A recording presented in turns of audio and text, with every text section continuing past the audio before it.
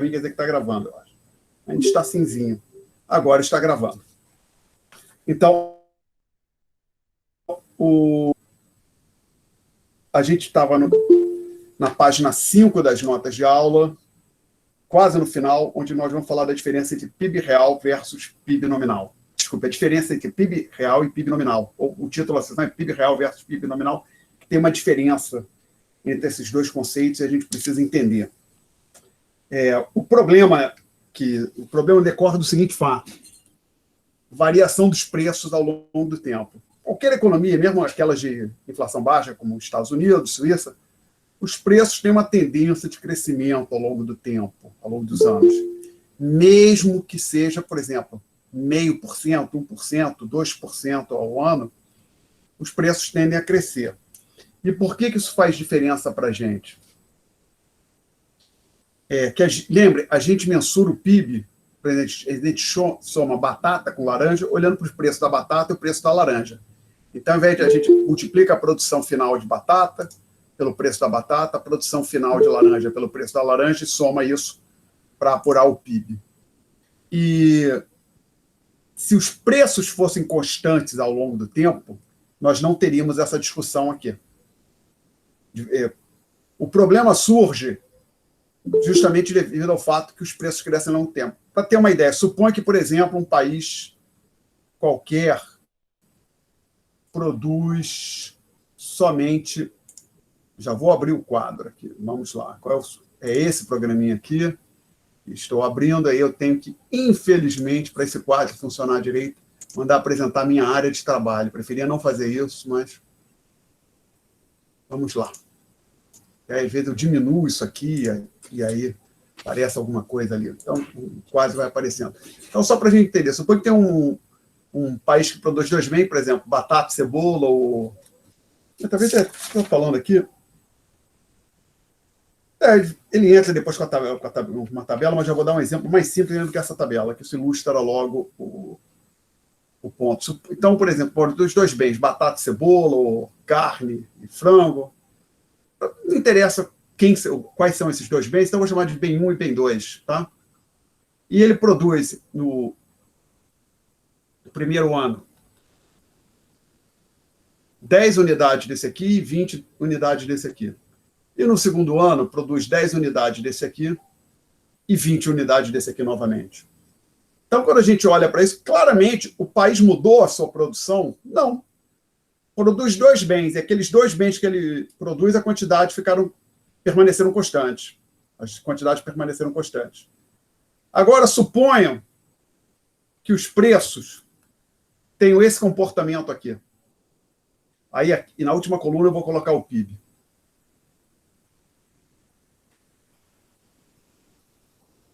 Então, estamos pensando, 2 anos, que eu estou chamando de ano 1, ano 2, por exemplo, 2020, 2011, 2012, não interessa exatamente quais são os anos.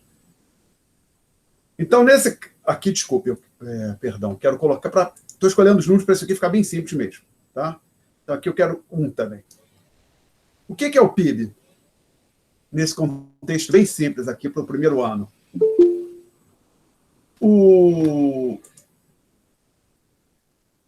O valor do bem 1, da produção do bem 1, que é 10 vezes 1, 10, mais o valor da produção do bem 2, que é 20 vezes 1, 20, então o PIB aqui é 30. Ok? Agora, vamos supor que alguma coisa aconteceu e esse preço aqui passou para 2, ao passo que o outro preço permaneceu em 1. Vamos apurar o PIB do jeito que a gente discutiu na aula anterior e como a gente fez aqui na primeira linha. O valor da produção do bem 1 vai ser 20 agora. 2 vezes 10, 20. O valor da produção do segundo, 20 vezes 1, 20. Então, 40. Então, parece que o PIB cresceu 1/3, né? 33,33%. Passou de 30 para 40. Mas houve um crescimento efetivo da produção do país? Não. Porque essas quantidades aqui, ó, não se alteraram. Então, todo esse crescimento, esse passagem de 30 para 40 foi só devido a uma mudança no preço de um dos bens. E agora eu fiz esse exemplo bem simples. Mantive constante o P2, o preço do bem 2, só mexi com o preço do bem 1. Teríamos o mesmo problema se o preço do bem 1 tivesse caído, por exemplo. Aí o PIB indicaria uma queda Você olharia para o PIB, ele teria caído, quando, na verdade, as quantidades produzidas permaneceram constantes. Tá? Então, o problema que tem aqui é o seguinte, as variações, pode interpretar assim, as oscilações nos preços, elas contaminam, pode ver assim, elas trazem um ruído, atrapalham a mensuração do PIB. Então, a gente quer fazer uma correção para essa variação de preços. Tá? Esse é o ponto que entra, que a gente precisa lidar com. Alguém quer fazer uma pergunta? Não? Então, vamos em frente. Desculpe, posso apagar o quadro? Ninguém protestou, então o quadro foi apagado. Então, aqui na página 5, a primeira bolota. Problema, variação dos preços ao longo do tempo. Eu ilustrei com aquele exemplo que eu acabei de apagar no quadro. E a segunda bolota, ela diz... Vamos ler aqui a segunda bolota, ou a última bolota da página 5. O PIB real responde à seguinte pergunta hipotética.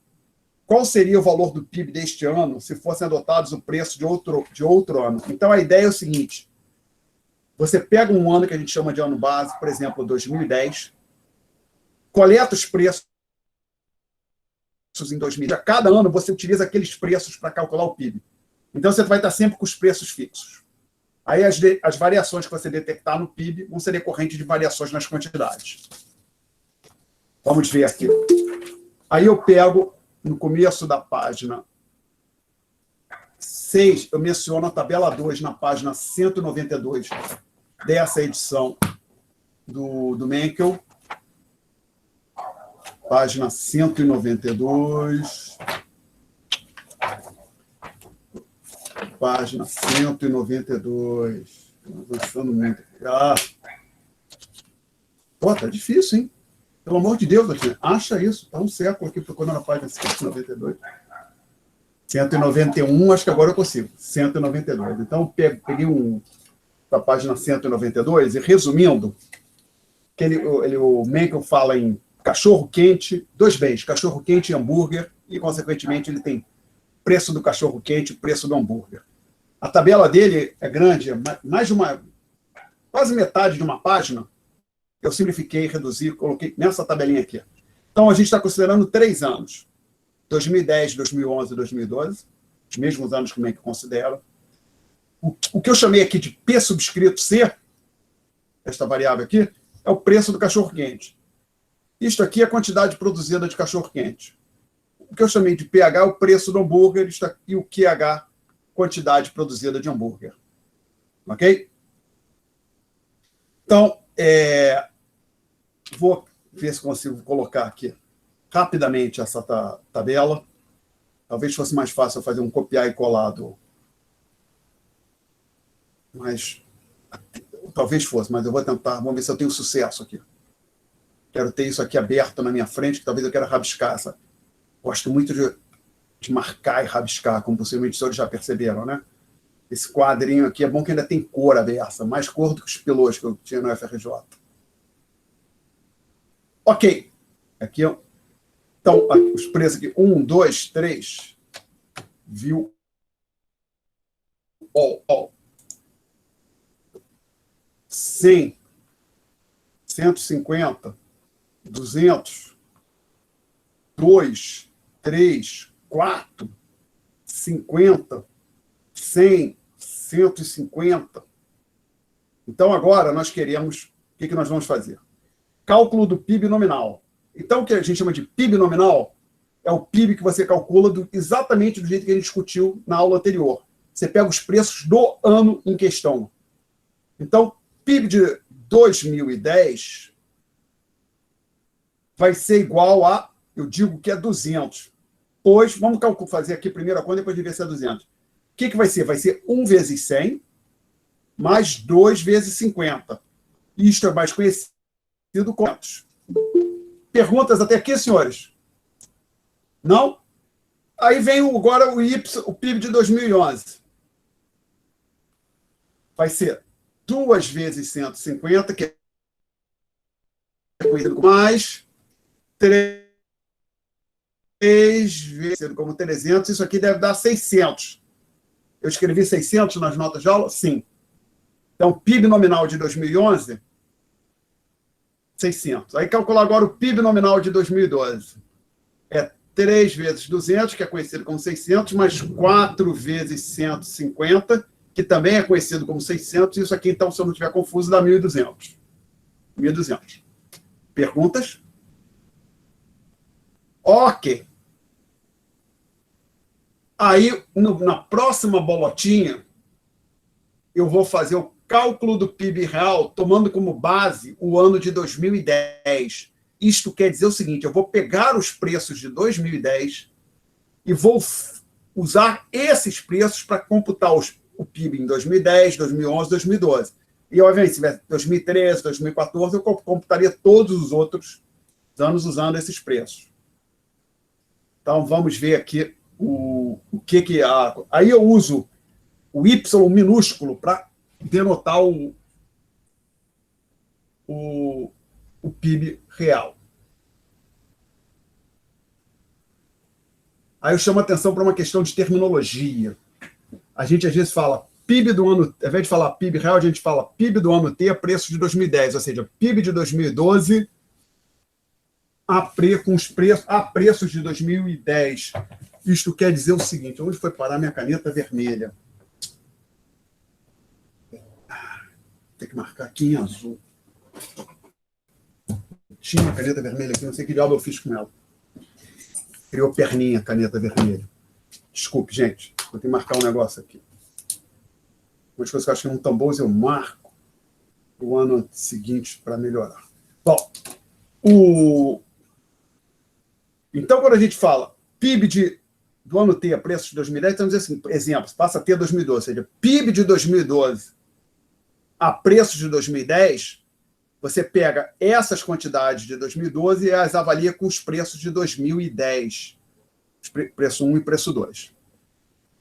Alguém quer fazer uma pergunta até aqui? Posso apagar essas linhas embaixo da tabela? Então, Alexandre, uma dúvida. Fala. A lógica para calcular o PIB nominal vai ser sempre preço vezes a quantidade, né? Isso, somatório do produto preço-quantidade. É sempre isso. Tá? Ok. Lembrando que aqui dos 3 finais. Então, o pressuposto aqui nesse exercício que essas quantidades aqui são as finais. Tá? Se alguém usou, por exemplo... Você não usa cachorro-quente para fazer hambúrguer, né? Mas supõe que o cachorro-quente pudesse ser um insumo para o hambúrguer, então não estaria entrando aqui, tá? Ok? Mas a gente está falando cachorro-quente e hambúrguer pode não ser, é genérico, né? Quaisquer 2 bens, tá? Ok? Mais perguntas? Então, e sobre agora o PIB real? Eu não entendi. Eu acho que você vai explicar ainda agora, mas eu não entendi aqui as anotações. Só um minutinho que a gente vai fazer o exercício. Espero que fique, possivelmente fazendo o exercício, isso fica claro. Tá? Vamos ver. Show. Então a gente pega esse aqui, deleta esse aqui, aí a gente vem aqui, fecha esse. Então agora, como a gente vai usar o ano de 2010 como o ano base, então quer dizer o seguinte, vou marcar aqui em vermelho, 2010, quer dizer que nós vamos estar sempre usando esses preços aqui. Aí vamos calcular o PIB real de 2010, ou PIB de 2010 a preço de 2010, vai ser igual ao Y maiúsculo que a gente tinha calculado antes, que aí não vai mudar. Que vai ser 1 vezes 100, mais 2 vezes 50, e isso é igual a 200, que era o mesmo valor que a gente tinha para o Y maiúsculo de 2010. Então, isso não mudou. Você pegou os mesmos preços. Vamos agora calcular o Yzinho de 2011. Vai ser o mesmo preço, o preço não muda, vezes 150, mais 2 vezes 100, que aí é 150 mais 200 é 350, agora já mudou. Que o Y maiúsculo, subscrito 2011, era 600. O Y minúsculo, subscrito 2011, é 350. Perguntas até aqui? E agora? Eu não entendi direito qual seria a finalidade do PIB real, assim. É realmente só, comparar a quantidade de um ano com o preço de outro? Exatamente, eliminar o impacto da variação dos preços sobre o PIB. Certo? Peço, então, agora que você dê uma olhada nesses dois anos que a gente já apurou, 2010 e 2011. Por exemplo, olha para o Y minúsculo. Quando você passou de 200 para 350, como você manteve os preços constantes, essa variação de 150 unidades é decorrente da variação nas quantidades, tá ok? Tá certo? Agora, olha para o Y maiúsculo, que a gente tinha calculado um pouco antes, tem ali nas notas de aula. Você passou de 200 para 600. Tem uma variação de 400, onde parte é devido à variação nas quantidades, parte devido à variação nos preços. Tá certo? Você quer eliminar, você quer tirar a variação dos preços, você quer ter um indicador, alguma coisa que te permita ver a variação das quantidades. É essa a ideia. Tá? Ok? Mais perguntas, gente? Bom, aí a gente vai calcular agora o terceiro e último, que seria aqui o Y minúsculo de 2012. Dá para ler aqui ainda? Dá para ler? Tá. Então, aí o que vai ser? Vai ser 1 vezes 200 mais 2 vezes 150. 2 vezes 150. Vai ser 200 mais 300, não é isso? Deve dar 500, se eu não estiver confuso. Sim, 500. Tá? Alguém quer fazer uma pergunta até aqui? Então, o princípio é esse. É basicamente você fixa um ano, apura o preço esse ano que você fixou, é chamado ano base, apura os preços naquele ano e dali para frente você utiliza aqueles preços para fazer a apuração do PIB nos anos subsequentes. Inclusive, às vezes, você volta para trás. Por exemplo, hoje, se, por exemplo, o ano base é 2000 e... Digamos que o ano básico que o IBGE esteja usando seja 2010. Aí você vai ter o PIB de 2009, 2008 computado a preço de 2010 também, tá? Você não é obrigado a fazer o ano... Eu, por exemplo, poderia ter escolhido como base, ano base, eu estou seguindo o que o Menkel fez. Eu poderia ter escolhido como ano base, por exemplo, 2011 e trabalhar com esses preços aqui, tá certo? Então, eu computaria o preço de PIB de 2010 com o preço de 2011 e PIB de 2012 a preço de 2012. Aí, qual é o ano base certo? Não tem. Isso não tem resposta, lamento. Basicamente, o que se faz é fixa um ano e trabalha por um período, 10 anos com aquele ano base e depois troca. Tá? Perguntas? Então, aqui a gente... Não, aqui não mudou. Aqui é 500.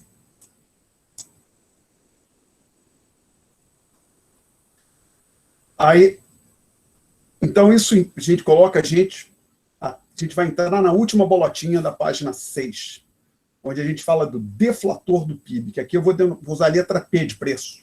Tá? Aqui na prática ele é como se fosse um preço. Mede o nível de preços correntes, ou seja, o nível de preço no ano em curso, com relação ao nível preço do ano base. Pergunta, alguém quer fazer alguma pergunta? Não? Então, esse deflator do PIB ele é dado pela seguinte fórmula. O P.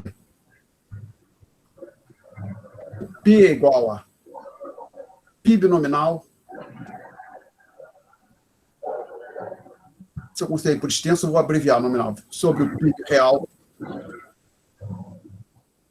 vezes 100. Que diabo é isso, Alexandre? Tá? Primeira coisa, só para não haver dúvida, o que o 100 está fazendo ali é basicamente questão de escala. Eles gostariam que, por exemplo, observe o que acontece. Suponha que você, até podemos colocar o que eu não escrevi aqui, colocar em vermelho, não tem nas notas de aula, mas a gente pode colocar aqui, ou seja, esse aqui que eu estou colocando. Ops, talvez seria melhor colocar assim, entre parênteses. Aqui.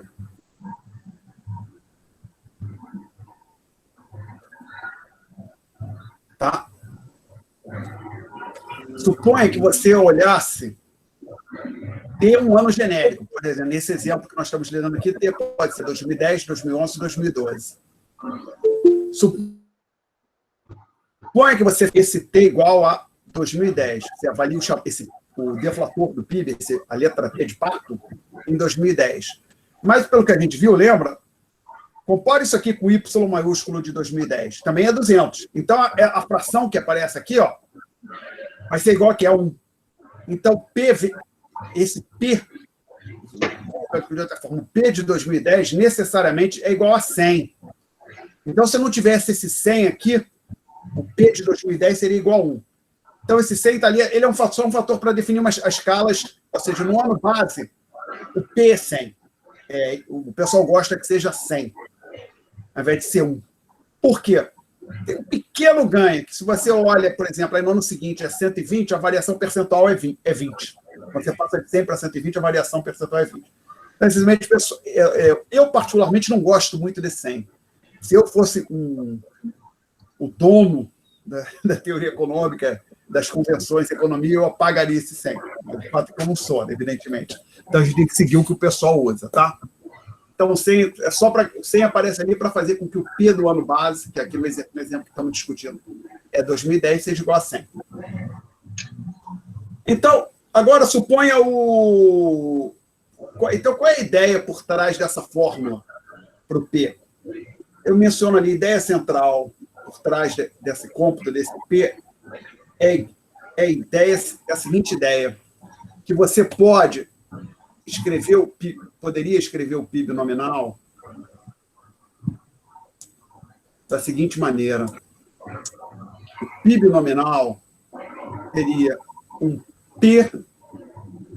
preço médio, que vai ser aquele mesmo preço que nós temos ali, vezes o PIB real. Porque observe que, pegando essa fórmula que está aqui, quem é o P? É Y sobre Y. A única diferença é o fator 100, a escala. Tá claro? Então, agora... Mas, peraí, Alexandre, o que é... Vou marcar em verde aqui, isso que eu joguei. Peço que, por um momento, vocês aceitem essa igualdade aqui. Toma isso como verdade, por um momento. Dado isso que eu marquei em verde, circulei em verde, o P seria igual a Y sobre Y, que, exceto pela multiplicação por 100, é o que você tem na primeira linha aqui do quadro do lado direito. Tá? Aí, agora, que diabos é essa fórmula que eu marquei em verde? Qual é a ideia por trás dela? Todo mundo está me acompanhando? Alguém quer fazer uma pergunta? Então, vamos atacar esta fórmula. A ideia aqui é o seguinte, que na prática, o PIB ele é computado conforme a gente fez na tabela, só que só tinham 2 bens. Há diversos bens. Não quero verde, agora eu quero azul. Eu azul. Azul. O Y, o PIB nominal, é computado assim, é o somatório de PI vezes QI. No caso, por exemplo, preço 1 vezes quantidade 1, mais preço 2 vezes quantidade 2. Esse símbolo aqui, somatório, vocês já viram ou é absolutamente novo? Algumas pessoas sacudiram a cabeça assim. Alguém está desconfortável com esse símbolo? Eu nunca vi, não. Não conheço também. Oi? Eu também não conheço. Conheço de vista, mas não sei então o vamos que é. tentar. Isso aí é a letra grega sigma, que seria uma espécie de S maiúsculo, quer dizer somatório.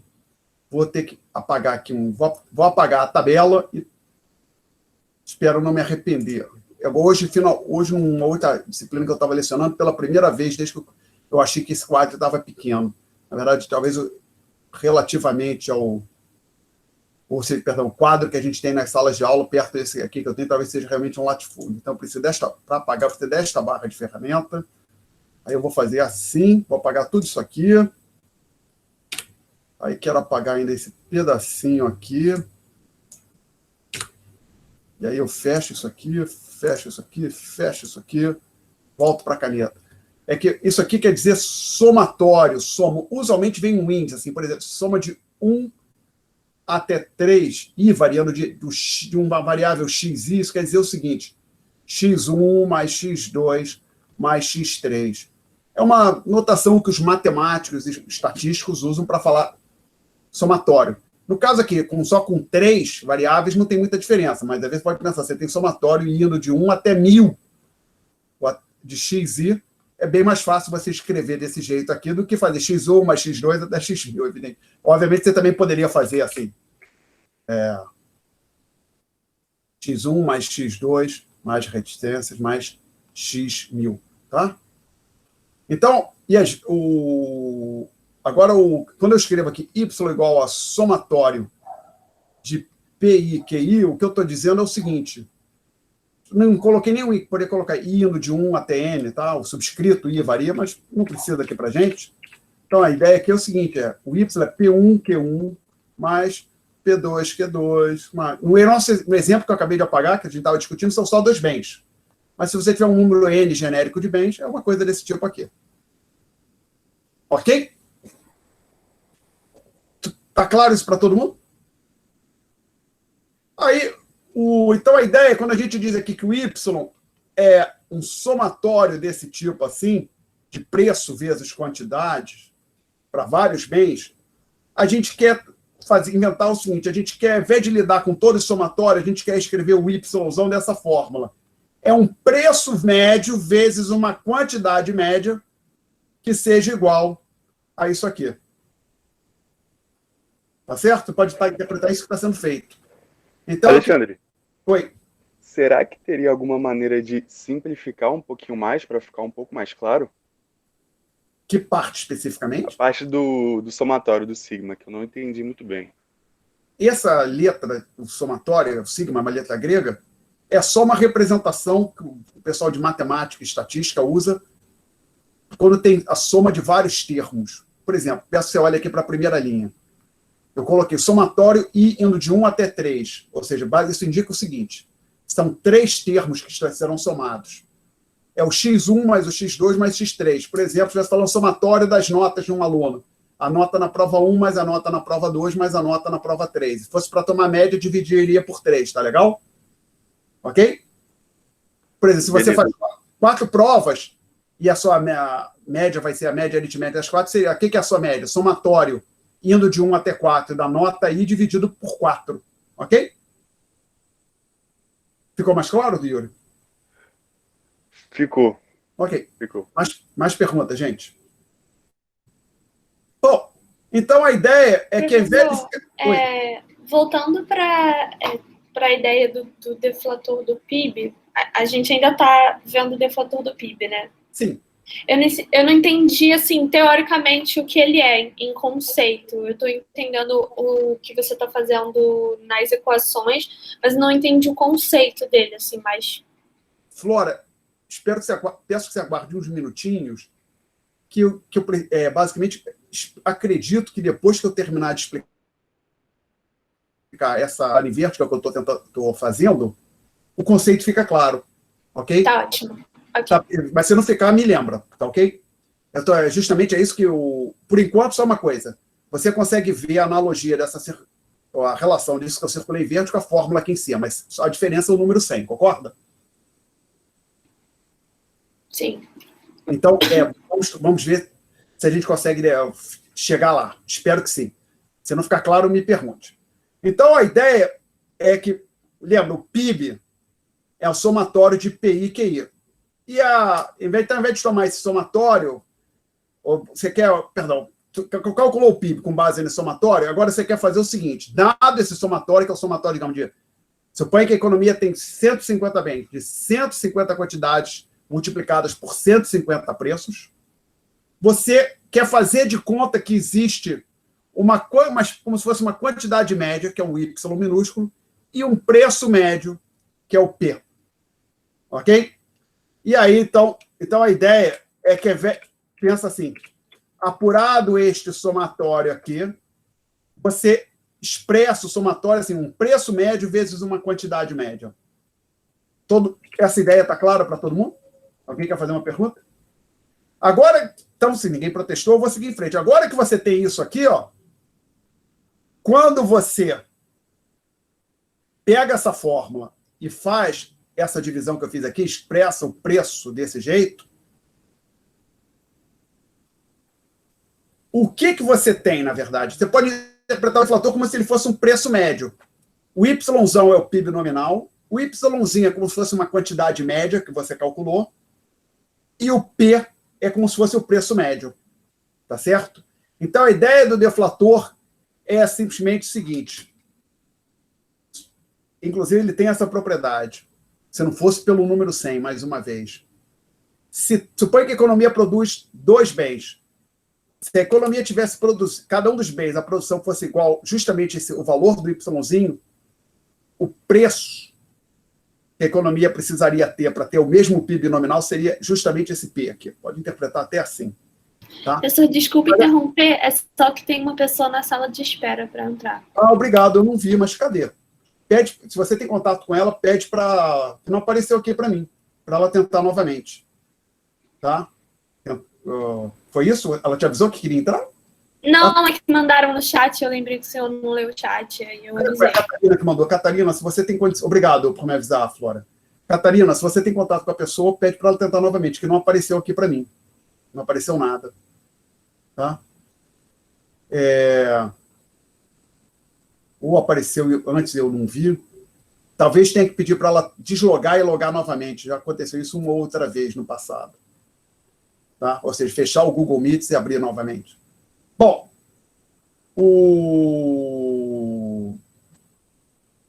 dito isso, então, a ideia aqui do deflator é que ele funciona como se fosse um preço médio. Ele tem essa propriedade aqui. Tá? Perguntas. Aí, Flora, aquela pergunta que você tinha feito foi respondida agora?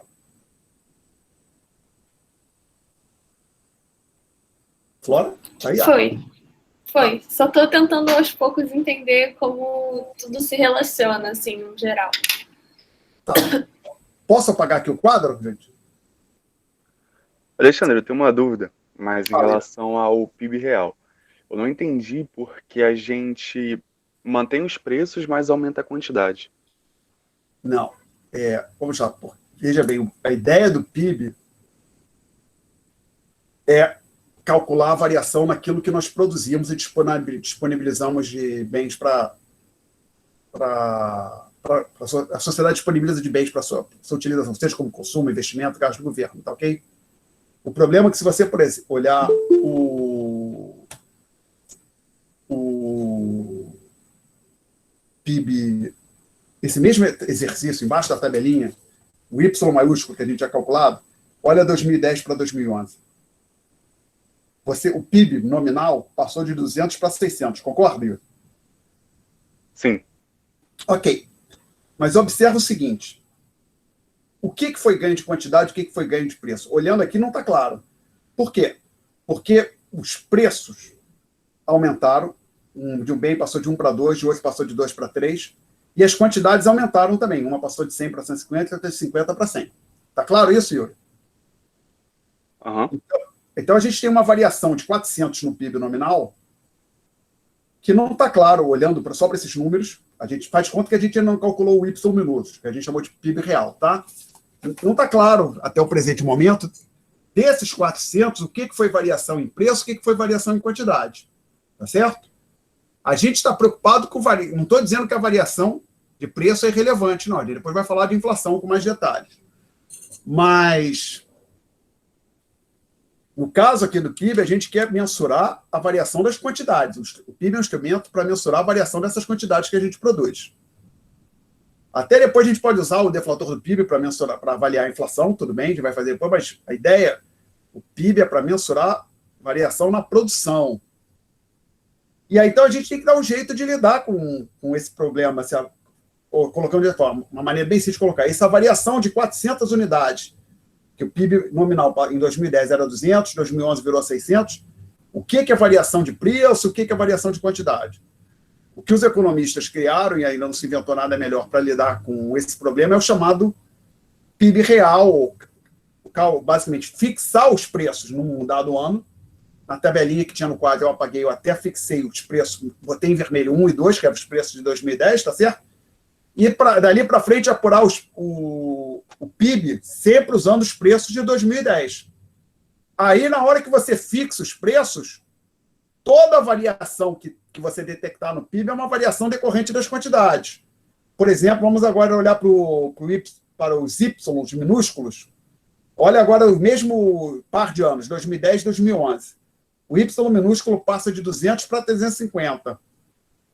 houve alguma variação de preço, perdão, tem alguma variação de preço embutida nesse cálculo que você faz quando você apura a variação de 200 para 350? Não, não tem nenhuma, porque os dois preços ficaram constantes. O preço do bem 1 ficou constante em 1 unidade, o preço do bem 2 ficou constante em 2 unidades. O preço do cachorro, o PC, ficou constante em 1, o PH ficou constante em 2. Tá ok, Yuri? Beleza, tá ok. Mais perguntas, gente? Então, tendo em vista essa discussão que a gente teve aqui sobre o... Posso apagar o quadro? Não ouvi, então eu vou apagar. Vamos ver se eu vou ter sucesso em apagar o que eu quero aqui. Eu quero apagar isso aqui, manter aquele lá à direita. Então, por conta daquela discussão que a gente teve antes, a ideia do... Agora que a gente... Veja bem, o que a gente fez? A gente calculou o PIB nominal, calculou o PIB real, e agora a gente inventou um conceito, deflator, que a gente chama, está usando a letra P, que nem o manual do Menkel.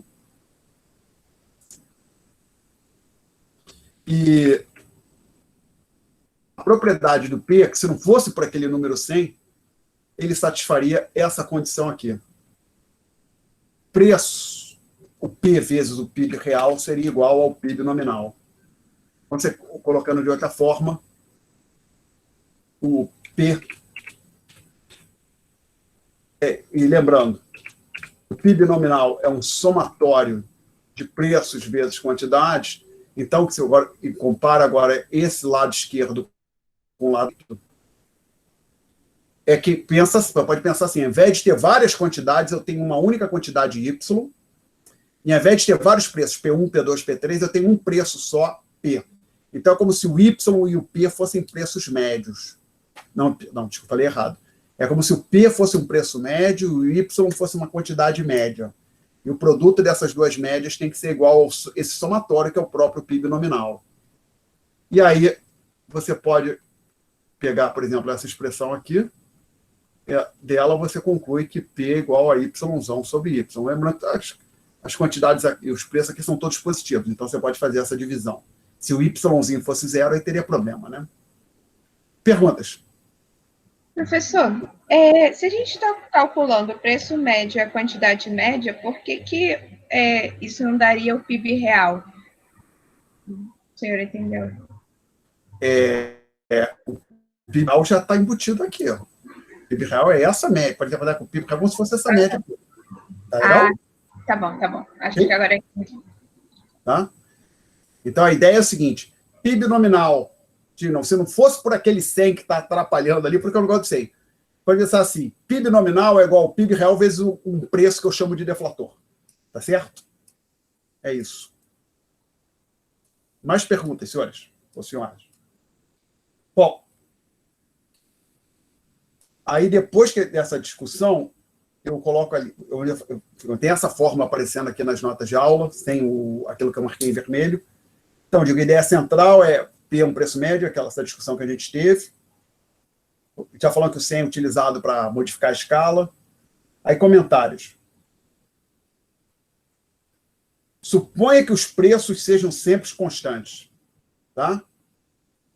Se nenhum preço varia, o que vai acontecer, se alguém sentar, fizer a matemática bonitinha, isso vai acontecer.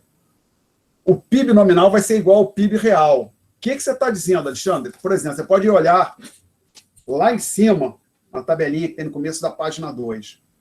A diferença do Y maiúsculo para o Y minúsculo, ela só surge porque os preços variaram. Se os preços ficassem constantes, o Y maiúsculo seria igual ao Y minúsculo para todos os anos, com certeza.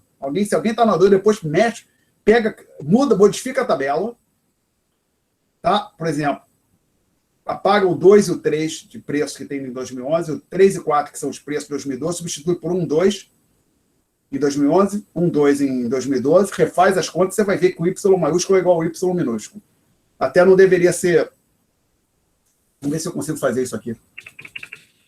Vamos ver o quão poderoso é o undo deste software.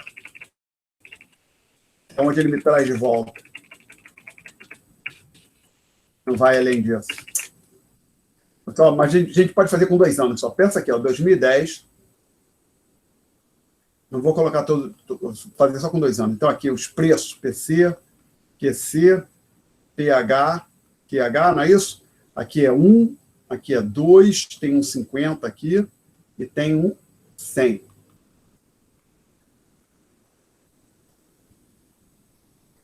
Aqui é C e aqui é P.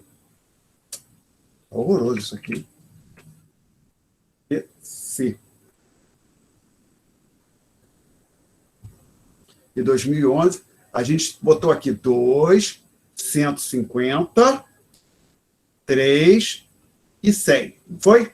Aí a gente tinha, quando eu vou refazer a conta, a gente tinha aqui, por exemplo, Y de 2010, o Yzão é 200, o Yzinho de 2010 é 200 também, o Yzão de 2011 é 300, não, é 600, e o Yzinho de 2011 é 350.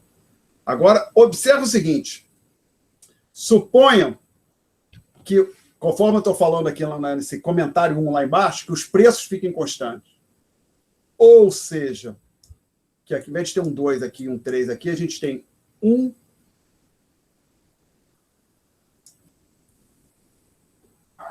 e 2.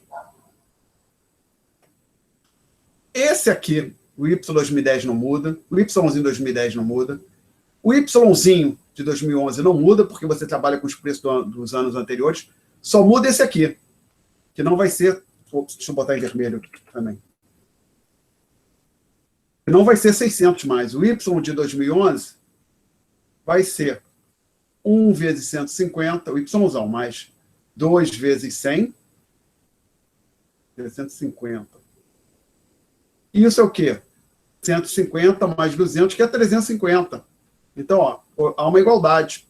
Então, eu faço, fizemos um exercício aqui para verificar se o que eu estava falando é verdade, e se os preços forem constantes, não tem diferença de PIB nominal para PIB real.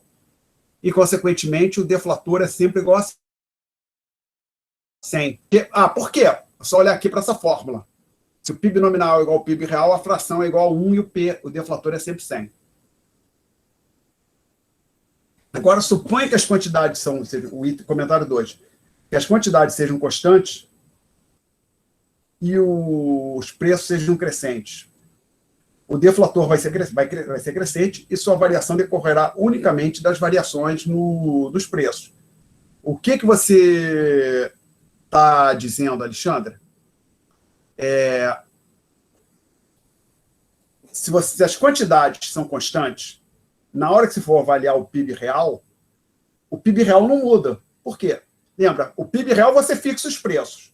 E aí, se as quantidades não mudarem, o que acontece com o somatório do produto P vezes Q? Não muda também, tá certo? Então, vou tentar deixar esse ponto claro. Vou apagar mais uma... Posso apagar o quadro? Imagem, editar... Janela. Apagar isso tudo aqui, eu consigo.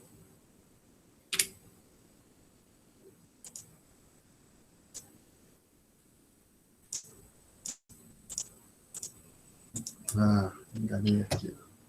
Realmente. Professor, fala. Eu tenho uma dúvida. Pode falar. Você tinha dito que o PIB normal... Desculpa, o PIB nominal é igual ao PIB real vezes deflator, certo? Certo. E aí, nesse caso deles serem iguais, esse deflator, ele acaba meio que... É aí que ele acaba atrapalhando o fato dele ser 100, né? Eu não gosto do 100. Porque, de alguma forma, essa igualdade teria diferenças de escala. Eu não gosto muito, mas o fato é que ele vai ser constante igual a 100. Se não tivesse o 100, o deflator seria constante igual a 1. Tá legal? Tá. Ok? Da minha parte, eu preferia não ter o 100, mas o fato é que o 100 o pessoal usa aqui no deflator, usa também em índice de preço, que a gente vai discutir mais à frente para calcular a inflação. Então, eu não posso me desfazer do 100. Adoraria, mas não posso. Seria incorreto com os senhores. Perguntas? Bom, então, aqui, senhores, desculpa, estamos falando comentário 2 no final da página 6. as quantidades são constantes e os preços crescentes. Vamos lembrar aqui o seguinte, então. PIB nominal, ele é igual ao somatório de PI, QI. Então, vamos colocar aqui o índice T para ajudar a gente a lembrar que estamos, agora vamos permitir que ele varie no tempo. O PIB real, a gente calcula dessa forma aqui. Mas com truque, né? Deixa eu colocar aqui. Fica assim. Só para lembrar que ele não está variando no tempo. Aqui, em vez de índice T de tatu, é um índice B de... Quer dizer, preço, a gente pega os preços de um dado ano, o ano base. Tá? Ok? Então, é assim que a gente calcula o PIB real. Supõe agora que eu diga para o senhor o seguinte, por algum motivo qualquer, as quantidades produzidas não estão variando de um ano para outro. Então, o que ia acontecer? Isso aqui ficaria fixo. Então, o que aconteceria com o somatório? Você está somando preço que não varia, vezes quantidade que não varia. Então, você teria uma coisa... o que acontece com esse somatório? Ele seria constante no tempo também. Tá certo? Então, à medida que o tempo fosse variando, você fixou os preços. Você estava colocando de outra forma. Você está avaliando esse somatório aqui. Aí você fixa os preços, eles não variam ao longo do tempo. Se por um motivo qualquer as quantidades não estiverem variando ao longo do tempo, aí o Y real não varia. E toda a variação que você capturar no chamado deflator vai ser decorrente do quê? Da variação dos preços. Tá certo? Não tem nenhuma variação de quantidade fazendo com que o deflator mude de um período para o outro. Perguntas? Não temos? Então, aí neste exemplo que aqui está, a gente vai fazer o cálculo do deflator. Então, vou escrever aqui embaixo aqueles sujeitos que a gente precisa. A gente já tinha calculado, não vamos calcular de novo. Esses três carinhas aqui, os PIBs nominais. 200. 2011, acho que era 600, isso. 2012, 1.200. E calcular os minúsculos. Não listar, né, que a gente já calculou. Esse aqui é 200, porque 2010 é um ano base. 2011 a gente apurou 350. E 2012 a gente apurou 500. Aí nós vamos, então, agora usar esses sujeitos, esses números, para calcular o deflator. Posso apagar essa parte de cima aqui? Estou falando disso aqui. Esse pedaço, posso apagar? Obrigado. Então, lá vamos nós. Janela, barra de ferramentas. Aqui que tem um retângulo que me permite apagar logo um bando de coisas de uma vez só. Então, a gente fecha esse aqui, fecha esse aqui, fecha esse aqui. E vamos trabalhar. Então, quem é o deflator de 2010? Não, eu tenho que chamar aquela janela de novo. Sempre me enrolo com isso aqui. Esqueço daquele tiquezinho ali, para voltar para a caneta. O P de 2010, a gente vai estar aplicando essa fórmula que está aqui, que também tem nas notas de aula sem essa parte vermelha. Né? P de 2010 é Y de 2010 sobre Yzão de 2010, sobre Yzinho de 2010 vezes 100. Isso é 100. Por quê? Você vai ter 200 sobre 200 na fração, isso vai ser 1. O preço de o deflator de 2011, o P de 2011, é aproximadamente 171,4, porque esse Y de 2011 sobre Yzão de 2011 sobre Yzinho de 2011 vezes 100 é aproximadamente 600 sobre 350 vezes 100. Aí aqui eu coloco, faltou espaço aqui, tem nas notas de aula, 171,4, tá? E para o último ano, 2012, a lógica é a mesma.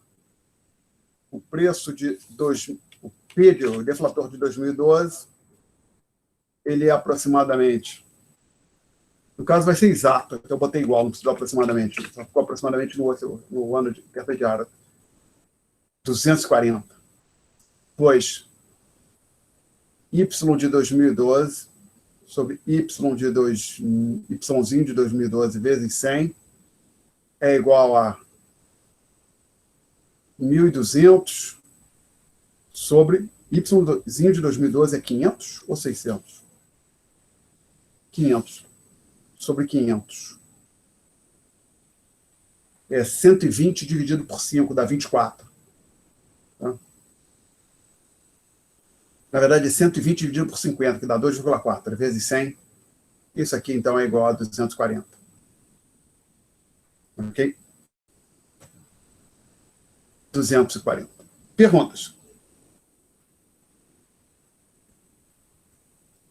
Não? Vou apagar o quadro. E aí, vamos lembrar aqui do seguinte. Vou lembrar, não, vou introduzir uma ideia. O deflator de PIB pode ser utilizado para calcular a taxa de inflação. Ou seja, o deflator do PIB também te fornece uma medida de inflação. Mas não é essa que é. Quando a gente fala inflação, sabe, IPCA, IGP, não é o deflator do PIB. A gente vai discutir com mais detalhes isso no próximo tópico, quando estivermos falando em inflação e custo de vida, se não falha a memória, que é o título do próximo tópico. É isso? Então, o título que eu coloquei, índice de preço e inflação. Medindo o custo de vida, acho que é o título do capítulo do Menkman. Então, essas medidas mais populares de inflação que a gente ouve falar, INPCA, IGP, IGPM, a gente vai estar discutindo no próximo tópico. Mas o deflator do PIB já é uma medida de inflação. Lembrando que, só para não haver dúvida, para uma variável qualquer, por exemplo, salário, a taxa de crescimento dela de T para T mais 1 é isso aqui, ó, variação percentual. Tá? A variação percentual do X de T para T mais 1 é dada por isso aqui. A variação dividido pelo valor inicial vezes 100. Ok? Perguntas? Bom, então o que o Menkel fala aqui, diz que... Vou usar aqui a letra π, que é uma... Bastante, os economistas usam com frequência o π. Não é o número π que a gente vê. É a letra grega π, mas não é o número π que a gente vê em matemática. Essa letra grega π, os economistas usam com frequência para denotar a taxa de inflação. Ela pode ser calculada como... Se você assumir que o deflator é uma medida de preços, ele é uma medida de preços, aqui eu coloquei T mais 1 e T. Aqui eu estou colocando T e T menos 1, tá? Ou seja, hoje, aqui era de hoje, T é hoje, T mais 1 é amanhã. Aqui eu estou colocando de hoje T e comparando com ontem. Seria T menos 1, um período, uma data atrás. O deflator em T menos 1, dividido por o deflator em T menos 1. Então, o que é isso? Variação do deflator dividido pelo deflator inicial vezes 100. Então, isso aqui também é uma medida de taxa de inflação. Perguntas? Bom, aí o seguinte comentário.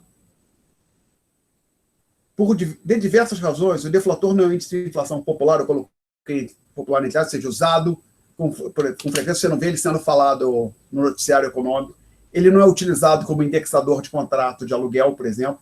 Os contratos de aluguel de imóveis usualmente são vinculados ao IGPM. Uma dessas razões é que primeiro, que ele não está prontamente disponível, que o deflator do PIB só fica disponível depois que o IBGE apura o PIB. Então, o que acontece isso normalmente? O IBGE apura, vamos pensar no caso do PIB anual, o IBGE apura o PIB de 2021, não, desculpa, o PIB de 2020, o IBGE ainda não divulgou. Ele vai estar divulgando possivelmente em meados de abril. Então, normalmente, em abril de um ano, o IBGE divulga o PIB do ano anterior. Então, se você fosse usar o deflator para calcular a taxa de inflação num dado ano, você só teria a taxa de inflação do ano em questão em meados de abril do ano seguinte. Tem uma defasagem de 4 meses. Tá? Segundo ponto. Então, ele não está prontamente disponível. No caso você vai olhando para a inflação de um ano, você tem que esperar até abril para receber, para a informação estar disponível. A segunda é a periodicidade. Por exemplo, as pessoas querem ter o indicador de inflação mensal.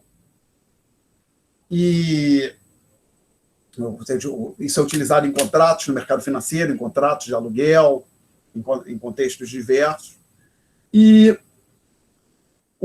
como você não calcula o PIB mensal, o IBGE calcula o PIB anual e o PIB trimestral, no máximo você teria uma medida trimestral de inflação. Usando o deflator do PIB, você não tem a medida mensal de inflação, ok? Perguntas? Então, ele não é muito utilizado como medida de inflação, mas aquelas outras que a gente vai falar no noticiário econômico, a gente discute no próximo tópico. Perguntas até aqui? Não? Então, entra agora um próximo tópico, PIB e bem-estar econômico. Tem uma discussão relativamente longa no capítulo do Mencken, no livro do Mencken, eu recomendo que vocês leiam. Agora, acho que eu vejo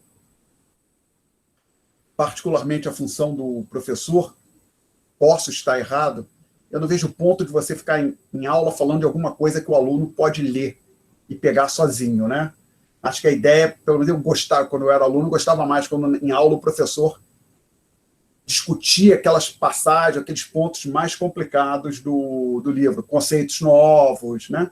Então, assim, aqui trouxemos os conceitos, eu imagino que agora vocês possam ler aquele seção que o final do capítulo, quase no final do capítulo, né, cujo título é PIB e bem-estar econômico.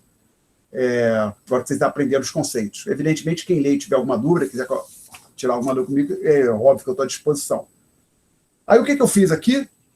Eu falei muito pouquinho, depois eu trouxe, você vai ver na página 8 das notas de aula, eu trouxe algumas estatísticas, peguei dados reais para a gente discutir aqui.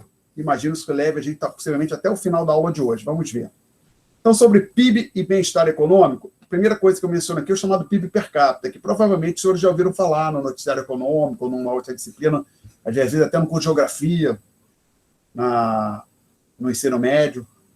O PIB per capita é a razão entre PIB e população. Então, ele é uma média. Então, basicamente, tem o PIB do Brasil, você divide pela população, você tem uma ideia do que está disponível para cada indivíduo da população. E se você lembrar que o PIB também gera renda, o PIB per capita também é uma medida de renda média. Tá? Como qualquer média, ela não captura questões como desigualdade e assim vai. Mas é útil também. Então, o PIB per capita, como eu falei, ele mede a produção e a renda média dos indivíduos de uma sociedade. Tá? Aí o segundo ponto que eu coloco ali é PIB per capita versus PNB per capita. Se você tivesse preocupado em medir qual é a diferença, é a diferença de PIB para PNB. Você pega, como a gente falou na última aula, pega o PIB, tira dele a chamada renda líquida nivelada exterior, você tem o chamado PNB, pode dividir ambos pela população, você tem PIB per capita, PNB per capita. Então, o PNB per capita, a princípio, é uma medida melhor de renda de um país do que o PIB, porque ele tira a renda que foi para os estrangeiros, né? E captura as rendas que os nacionais receberam. Você leva em conta a chamada renda líquida nivelada exterior. Então, normalmente, quando se fala em renda per capita, usualmente está se falando em PNB per capita. Tá? Eu interpreto assim, se nada fala renda per capita e nada é dito, eu interpreto como, não se especifica exatamente qual é o conceito de renda, eu interpreto como se estejam falando do PNB per capita. Perguntas? Bom, então, vamos virar para esse apêndice. O que tem nesse apêndice? Como eu disse, peguei dados reais, está aí catando, não foi muito complicado. Tá? Então, vamos começar na página 8. Composição da despesa. Então, essa tabela 1 tem a composição percentual do PIB do Brasil. Ou seja, lembrem que o PIB é C mais I mais G mais X menos M. Então, o que eu coloco ali? C vezes Y, tudo vezes 100. Eu não mencionei que está vezes 100, tá? Mas está tudo multiplicado por 100, que, inclusive, se eu não tivesse multiplicado por 100, o somatório daria 1, não 100. Okay? I sobre Y, G sobre Y, e x menos m sobre y. Lembrando que o x menos m pode ser negativo, que o x é positivo, o m é positivo. Se o m for maior que x, o x menos m é negativo. Então, por exemplo, olha ali, para 2000, o consumo era 64,6% do PIB, 20% do PIB. O G sobre Y, 18,8%, ou seja, o G era 18,8% do PIB, e o X menos M era menos 2,3%, ou seja, o X menos M era negativo. Tá? O M era maior. O Brasil importava mais do que exportava. Lembrei de uma coisa importante que eu não falei. X menos M não é, deveria ter falado antes, desculpe, a chamada balança comercial. Que X menos M envolve bens e serviços. Tá? A chamada balança comercial é só bens. Então, não é correto dizer que X menos M é a balança comercial. X menos M envolve a balança comercial mais a exportação e importação de serviços. Ok? Aí, quando a gente falar em balança de pagamento, a gente fala um pouco mais sobre isso. Mas, então, para deixar claro, o X menos M não é a balança comercial. Depois a gente fala com mais detalhes sobre esses sujeitos. Então,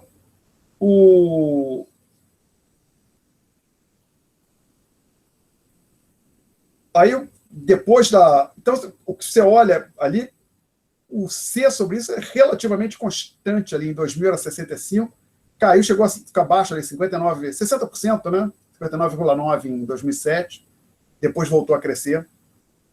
O investimento tem um pico em 2008, 21,6%. Acho que depois em 2010, 2011 também foi alto. Em 2016, que a gente entramos numa recessão forte aí no final de 2014, 2015, 2016, o investimento como percentual de PIB caiu bastante. Foi 15%. Para aquele período que nós temos, foi o mais baixo. Tá? E o G sobre Y parece que tem uma tendência de crescimento, mas nem sempre, tem alguns anos ele caiu. Aí embaixo da tabela, na primeira bolota, eu apresento os dados para os Estados Unidos em 2019. A fonte é a página 190 do Menkel. O C sobre Y é 70%, maior que o brasileiro. O I sobre Y é 11%. G sobre Y, 21%. X menos M sobre Y, menos 3%. Aí eu peguei agora o I sobre Y para alguns países em 2016. Então, são os países de crescimento mais acelerado no mundo, como Coreia do Sul. E eu peguei a Coreia do Sul e peguei 3 países da América Latina. Chile, 22,2%. Coreia do Sul, 30%. Então, a Coreia do Sul aloca uma percentagem grande do seu PIB para o investimento, para ampliação da capacidade produtiva. México, 23%, Peru, 23,7%, né? Desculpe, Peru, 22,2%. Agora, Chile e Peru iguais, né? Mas acho que não está errado, não. Acho que os dados são firmes, não tem erro, não. E a fonte desses dados eu obtive no website do Fundo Monetário Internacional. Tá? Perguntas até aqui. Aí eu chamo assim, o comportamento de C e Y em anos de expansão e recessão. É uma coisa interessante. Que observem que, por exemplo, quando a economia, ali no final do primeiro mandato do presidente Lula, 2004, e o segundo mandato, que foi 2007, 2008, 2009, 2010, a economia estava crescendo bastante. Então, relativamente ao seu patamar em 2000, o consumo como percentagem do PIB estava relativamente baixo, né? O investimento como percentagem do PIB estava relativamente alto. E a gente, quando vê aqui na recessão em 2015 e 2016, o consumo como percentagem do PIB volta para o patamar de 64%, fica por ali próximo, 64%, 64,2%, e o investimento cai para 17,4% e até para 15%. Então, isso é um comportamento comum em várias economias do mundo. Quando a economia começa a crescer, o consumo cresce relativamente mais devagar e então essa fração cai e o investimento ele é muito sensível. A economia começa a crescer, o investimento cresce bastante, como percentagem do Y, cresce bastante, a economia entra numa fase de recessão, esse sujeito cai bastante. O investimento cai consideravelmente vis-à-vis o PIB. Então, aquela fração cai. Tá? Perguntas? Então, acho que assim, o interessante desse dado é o investimento, como é alto na Coreia do Sul, como percentual do PIB, né? Desculpa, professor, eu não entendi a relação do investimento cair quando o que mesmo que o senhor falou? Quando tem uma recessão, a economia entra numa fase descendente, o I sobre Y tende a cair. Pode olhar. A recessão. Isso, 2015, 2016, a economia brasileira estava entrando numa recessão forte. O investimento, que estava em 20%, 20,5%, 20,5% em 2014, caiu para 15%, 2 anos depois, como percentual do PIB. Agora você vê que o consumo ele cresceu. Passou de 63 para 64. Não é que as pessoas passaram a consumir mais. O consumo, o valor do C caiu. O truque é que a fração C sobre Y caiu. Posso apagar o quadro? Aí eu vou... Pode. Tem um truque aqui, matemática, não sei se a gente discute aqui nessa disciplina. Eu acho que não. Mas eu posso falar aqui agora. Se você tem duas variáveis, por exemplo, consumo e investimento. Se essa fração está crescendo, a consequência disso, você pode ter certeza que, em termos percentuais, o PIB está crescendo mais que o consumo. Ou está caindo menos que o consumo, pode interpretar assim. Pode ter as duas variáveis caindo e a fração crescer, né? Por outro lado, se essa fração cai, você sabe que, em termos percentuais, o consumo cresceu menos que o Y. Ou o consumo caiu mais que o Y, também pode ser. E se a fração fica constante ao longo do tempo, é que o Y e o C crescem a mesma taxa percentual. Então, o Y cresceu 3% e a fração C sobre Y ficou constante no período, você pode ter certeza que o consumo também cresceu 3%. Então, o que aconteceu aqui em 2016, que a fração, você olhando que é o seu, com C sobre Y, de 2014, 15 e 16, que o C sobre Y foi crescendo, provavelmente o C vinha caindo também, mas ele caiu em termos percentuais menos que o Y. Tá legal? O Y certamente caiu. O PIB, em termos reais, pelo menos caiu. Nominal, aí não sei dizer, tá? Mas o PIB real certamente caiu. Pergunta, gente. Eu não entendi por que o senhor falou que, apesar da recessão, o consumo aumentou. Não. Não foi isso? Você afirmou? Não, eu disse que, na recessão, a fração C sobre Y aumentou. O consumo pode cair também. O que provavelmente aconteceu foi o seguinte: o Y caiu, digamos, 7%. Por exemplo, num ano o Y caiu 3,5% em 2015 e o consumo caiu só 1% em 2015. Aí a fração C sobre Y aumenta. Tá? Entendi. Mais perguntas, gente? Aí o que eu faço agora, depois dessa tabela, o segundo tópico ali em negrito, evolução temporal do PIB para os Estados Unidos e para o Brasil. Aí eu faço um comentário. A utilização da escala logarítmicos, log natural, a gente usa o logaritmo natural, é bastante popular em economia e em outras áreas. Tem um motivo para isso, que, por exemplo, se você fizer um gráfico da população brasileira, tá? Vai ser uma coisa desse tipo. Tem uma variável, cresce, mas se você fizer mesma coisa, mas colocar assim, ano, e o logaritmo, que é o LN, chamado logaritmo natural, da população, aí o gráfico vai ser quase que uma linha reta. E o pessoal na área de engenharia, economia, gosta muito de variáveis que têm um comportamento linear ou quase linear. Por quê?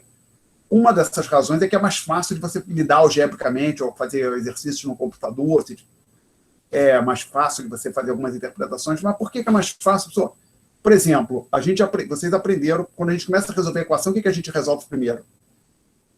Sistema de equação, digamos, 2x2. Equação, só em uma variável x. A gente aprende a primeira equação linear, né, do primeiro grau. Depois a gente aprende a equação do segundo grau. Sistema de equação, inclusive, a gente tem fórmulas matriciais, uma técnica matricial. Os senhores provavelmente estudaram isso, álgebra linear, no ensino médio. Se você tem algo assim, de ax igual a y, ax igual a b, você conclusão é que x é igual a menos a inversa de a vezes b, né? Você resolve para o x assim. Você tem uma técnica, isso aqui é um sistema linear. Então, séries com variáveis com comportamento, pode escrever o enfoque, assim, tem um crescimento linear ao longo do tempo, são mais simples de você tratar no computador, calcular umas taxas de crescimento. Então, há uma preferência. O pessoal gosta de fazer isso, tá? Aí eu digo, esse procedimento não tem nada misterioso. Eu não vou pedir para vocês fazerem, mas só que não, uma coisa mágica, esse professor, meu Deus, não. Uma coisa absolutamente trivial. Tem uma função no Excel, chamada função LN, se não me falha a memória, a função do Excel. Você tem lá, então, assim, tem numa cela 1, 100, 220, que é a cela, aqui é o A, aqui é 1, aqui é 2, você coloca aqui, ó, igual a LN de A1, ele te dá a resposta. Só copiar a função LN, copiar e colar, sai, é trivial fazer a transformação. Então, isso é um procedimento simples, você pegar uma série qualquer e avaliar o logaritmo natural dela, basta utilizar uma função do Excel, e é particularmente útil para variáveis que possuem uma tendência de crescimento. O exemplo clássico, por exemplo, o PIB tende a crescer ao longo do tempo, os preços tendem a crescer, a população, como eu já falei aqui, tende a crescer. Então, assim, você normalmente só quer isso para variáveis que têm uma tendência de crescimento. C sobre Y não pode ter uma tendência de crescimento, enfim, ad eterno. Por exemplo, pode estar sempre crescendo. Todo ano o preço cresce um pouquinho. C sobre Y pode, no máximo assim, porque se o C sobre Y todo período crescer, por exemplo, 1 ponto, daqui a pouco C sobre Y é maior que 100. O C sobre Y é no máximo 100. Tá? Então, inclusive, você olha aqui só olhar aqui para tabela 1, vê que o C sobre Y não tem uma tendência de crescimento. Estava lá em 64, caiu, depois cresceu. Tá? Também, se a gente não usa isso para taxa de juros, não haver, tá? Aí eu menciono o seguinte, há pelo menos duas vantagens para quando você usa isso. A primeira delas vale para qualquer logaritmo. Pode ter logaritmo na base 10, né, também. A segunda somente para o chamado logaritmo natural. A primeira é que você converte uma relação exponencial numa relação linear. Que diabo você está falando, Etienne? Muito simples. Lembra? Sempre mais, como eu falei, que é mais fácil você lidar com relações lineares, por exemplo. É mais fácil resolver, isolar uma variável. Então, você tem, digamos que você diga que o Y, que é o PIB, é igual a A vezes um K vezes B vezes X, tá? A e K são constantes, tá? O B também é uma constante, deveria ter dito, mas o A e K são positivos, o B pode até ser negativo. Na hora que eu aplico o logaritmo natural de ambos os lados, eu fico que o ln de y é igual ao ln desse sujeito aqui. Aí eu posso aplicar regras de logaritmo, que em algum momento a gente aprendeu que ln de A vezes B é igual a ln de A mais ln de B. Então, isso aqui fica, você tem que o ln de y é igual a ln de A mais ln de k, b elevado a x. E tem uma outra propriedade do logaritmo, que ln de a elevado a b é igual a b vezes o ln do a. Quando tem um expoente dentro do logaritmo, você pode colocar para fora do logaritmo dessa forma. Então, ln de y é igual a ln de a mais b vezes x ln de k. Tá? Então, olha só que coisa. Eu tinha uma relação exponencial entre o y e o x. Ou seja, o x aparecia lá no expoente. Agora, aqui, o que eu tenho? Eu tenho uma relação linear do ln do y com esse x aqui. Ó. Tá? Então, eu digo o seguinte, define, virando a página, define yzinho igual diz que é o ln de a. Yzinho, então, agora é o... E eu digo que o azinho é igual a ln de a, do azão, a, mas digo que o bzão... Não, digo que o bzão ln de k eu chamo de bzinho. Aquela expressão, a última linha, essa linha, a penúltima linha, pode ser expressa dessa forma. E o que eu tenho? Isso aqui é aquela... Vocês viram? Como é equação linear igual a mais bx é uma relação linear. Se você colocar isso aqui no gráfico x, y, você vai ter uma linha reta, né? Isso aqui é o valor do A, e esse aqui é a tangente desse ângulo, é o B, tá? Então, os economistas, às vezes, as variáveis têm uma tendência de crescimento, na hora que você coloca o logaritmo, você cai nesse crescimento exponencial, você cai numa relação linear, tá? Então, pode comparar as relações A1 e A2, essa aqui é o A.2, essa aqui é a A.1.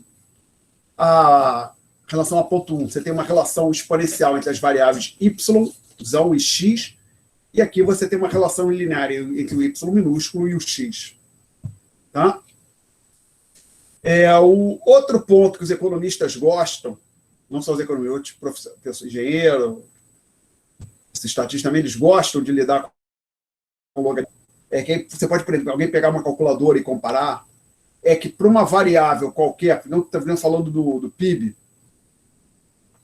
isso aqui, essa diferença entre o logaritmo em t e o logaritmo em t mais 1 é aproximadamente igual à variação relativa, tá?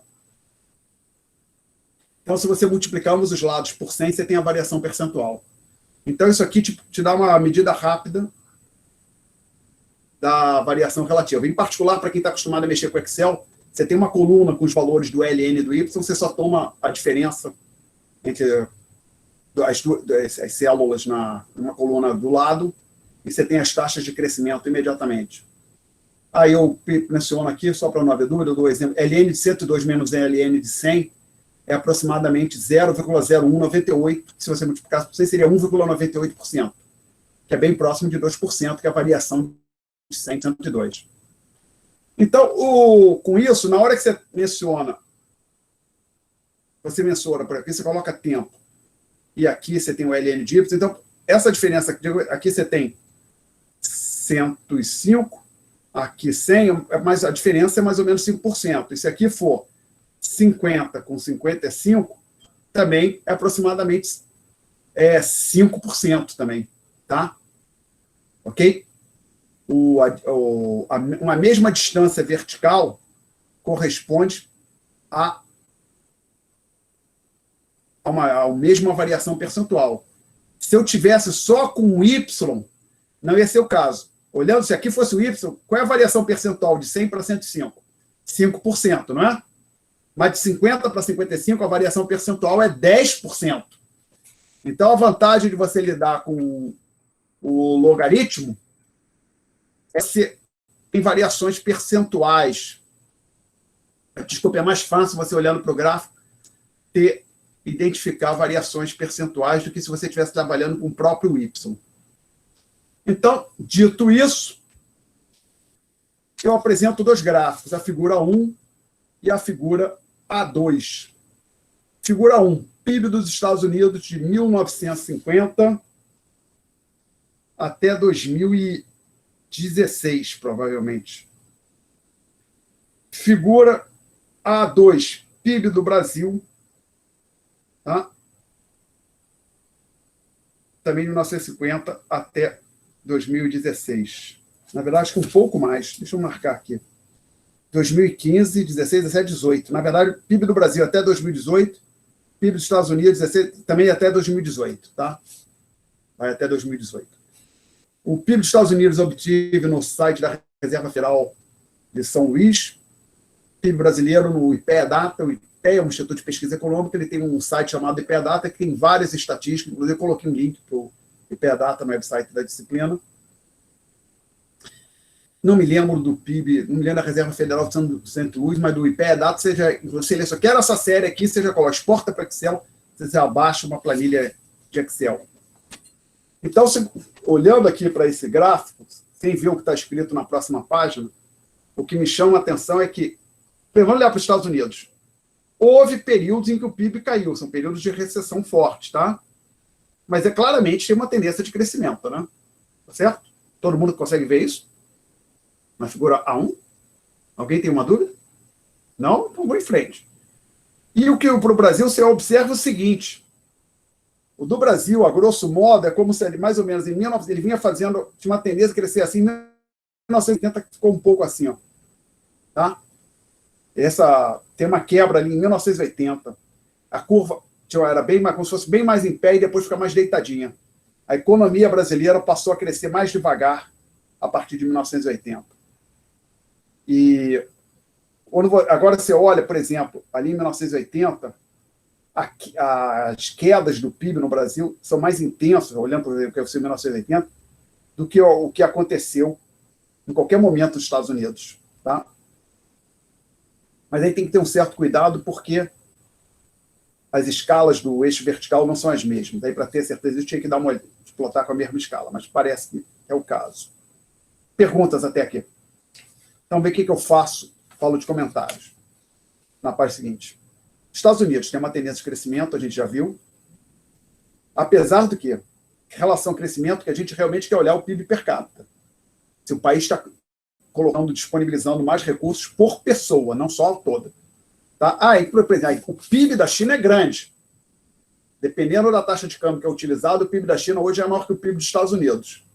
Porém, o PIB per capita da China é relativamente baixo, bem mais baixo que o dos Estados Unidos e de países europeus, por exemplo. Tá? Olhando para o gráfico, você vê recessões em 74, 75 e 2008. Só você, por exemplo, 75 está marcado ali no eixo horizontal, você olha a linha pontilhada, e você vai ver que ali, 73, 74, a economia estava, o PIB americano vinha caindo. Então, aquela recessão que teve ali, 73, 74, esse período próximo de 1975, foi relacionada à crise do petróleo, quando o preço do petróleo aumentou, o primeiro choque do petróleo. Se olhando em 2008, como é que eu acho 2008? Pega 2010, olha o pontinho lá, projeta para cima, olha o pontinho lá, um ponto para a esquerda 2009, mais um ponto para a esquerda 2008. Então, até 2007, o PIB americano vinha crescendo, caiu um pouquinho em 2008, quando se compara com 2007, caiu bastante em 2009, 2010 já voltou a crescer, mas ainda estava abaixo do PIB de 2007. Tá? E esse padrão dos Estados Unidos, esse padrão, ou seja, eu diria um padrão comum, ou seja, crescimento, tendência de crescimento com recessões esporádicas, de vez em quando o PIB cai, acontece nos Estados Unidos e diversas outras economias. É o padrão comum de uma economia, de qualquer economia de mercado. Tem são períodos longos de crescimento com algumas recessões esporádicas. Agora para o Brasil. A gente tem também, assim, nos Estados Unidos, crescimento com recessões esporádicas. Você vai ver momentos em que o PIB caiu, por exemplo, década de 80. Olhar ali próximo de 65, antes de 65, o PIB não caiu, mas passou a crescer mais devagar. Que, por exemplo, é 65, 64, por exemplo, de 62 para 63, o PIB ficou no mesmo patamar, mais ou menos. Tá? Quando ele vinha crescendo rapidamente antes de 63, antes de 62. E a gente tem a forte desaceleração após 1980. Então, quando eu falo desaceleração após 1980, é dessa quebra aqui. Tinha uma tendência, ou seja, a curva do PIB era bem mais em pé, tinha uma inclinação maior do que ela antes de 1980, do que a inclinação pós-1980. Perguntas? Não? Então, eu falo aqui na próxima sessão sobre o PIB per capita. E temos ali o PIB per capita do Brasil, de 15, 16, indo até 2018, de 1900 até 2018, tá? Fonte dos dados, IPEDATA e IBGE, tá? Basicamente, eu peguei, digamos, até 2015 IPEDATA, e os 3 últimos anos tive que pegar do IBGE, provavelmente. E o que você vê é que oscila bastante, né? Mas tinha uma tendência de crescimento até, mais uma vez, 1980. Aí, praticamente, estagnou. Você vê esse mesmo fenômeno que a gente discutiu aqui, uma quebra, ou seja, a curva fica mais achatada, a inclinação dela diminui após 1980, aparece aqui até de forma mais acentuada. Tá? E o interessante é que, se você olhar após 1945, se você olhar antes de 1945, é como se oscilava bastante o PIB per capita do Brasil. Pós 1945, parece que ele fica mais estável, a tendência de crescimento é mais consistente. Então, Aí a minha dúvida que tem aqui é se é um problema de confiabilidade dos dados, que basicamente, quanto mais antigo, menos confiável é o dado. Em particular, esses dados de... O IBGE calculou em algum momento na década de 70, o IBGE, no caso foi na época, até foi a fundação, que hoje quem calcula o PIB é o IBGE. No passado era a Fundação Getúlio Vargas. Então, em algum momento ali na década de 70, se não me falha a memória, a Fundação Getúlio Vargas calculou o PIB brasileiro retroativamente até 1944, 1940, não me lembro exatamente, mas até a década de 40. O período pré-1940, a estimativa de um ou dois autores brasileiros, Cláudio Haddad e Contador e Haddad, ou só do Haddad, eu não sei exatamente. Eles fizeram alguns trabalhos nessa área de história econômica para mensurar o PIB do Brasil. E o problema, então, assim, quanto mais para trás, menos confiável, que é a mensuração do PIB hoje, não é perfeita, imagine, ali em 1970, alguém tentar estimar o que foi o PIB no começo do século XX no Brasil. Então, não está claro se essa oscilação que a gente tem pré-1945 é um problema dos dados ou se houve que a economia brasileira realmente ficou mais estável, passou a oscilar menos. E que nos Estados Unidos aconteceu algo chamado a grande moderação. Após a Segunda Guerra Mundial, a economia americana ficou menos volátil, desculpe. As recessões passaram a ser menos intensas. Então, não está claro para mim se a gente também teve uma grande moderação, ficou conhecido como grande moderação esse fenômeno. Uma grande moderação no Brasil, um fenômeno similar, ou se realmente é um problema da confiabilidade dos dados.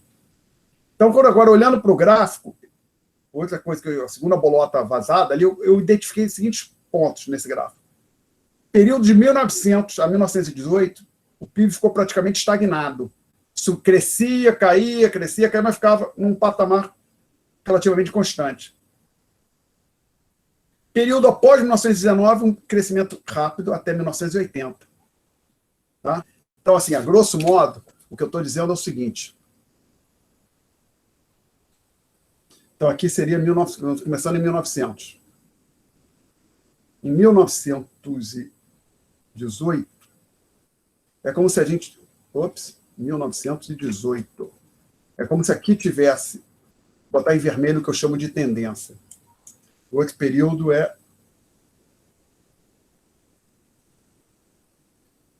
Coisa que eu vou marcar aqui 1980.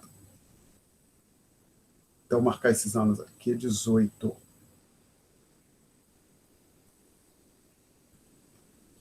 É como se você for olhar, aproximadamente, não é exatamente, mas é algo parecido com isso. Antes de 1900, entre 1900 e 1918, como se isso aqui fosse uma tendência, uma média, aí passou a crescer rapidamente. Aí chegou aqui, meio que desacelerou. Então, se você for olhar, agora botar em azul, botar em preto, para ficar parecido com o que a gente tem. É como se aqui tivesse assim, ó.